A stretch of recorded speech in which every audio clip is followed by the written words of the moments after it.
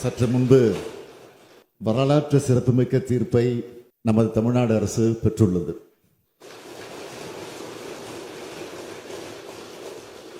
இந்த சட்டமன்ற பேரவையில் நாம் நிறைவேற்றி மாண்புமிகு ஆளுநரின் ஒப்புதலுக்காக அனுப்பி வைத்த பல முக்கிய சட்ட முன்வடிவுகளுக்கு ஒப்புதல் தராமல் திருப்பி அனுப்பினார். அந்த நிலையில் அவற்றை நாம் மீண்டும் இங்கே நிறைவேற்றி அனுப்பி வைத்தோம். இரண்டாவது முறை சட்டமன்ற பேரவை நிறைவேற்றிய சட்ட முன்வடிவுகளுக்கு மாண்புமிகு ஆளுநர் அவர்கள் ஒப்புதல் அளித்தே ஆக வேண்டும் என்று அரசியல் சட்டம் வரையறுத்திருந்த போதிலும் இவற்றுக்கு ஒப்புதல் அளிக்காமல் ஆளுநர் அவர்கள் காலம் தாழ்த்தி வந்ததோடு அதற்கு தனக்கு அதிகாரம் இருப்பதாகவும் தெரிவித்து வந்தார்.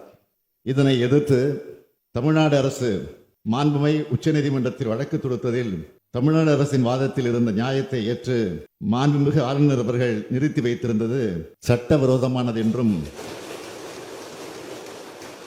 அந்த சட்ட முன்வடிவுகளுக்கும் ஆளுநர் அவர்கள் ஒப்புதல் அளிக்கப்பட்டதாக கருதப்பட வேண்டும் என்றும் தெரிவித்து வரலாற்று சிறப்புமிக்க தீர்ப்பினை இன்றைக்கு மாண்புமை உச்சநீதிமன்றம் வழங்கியுள்ளது.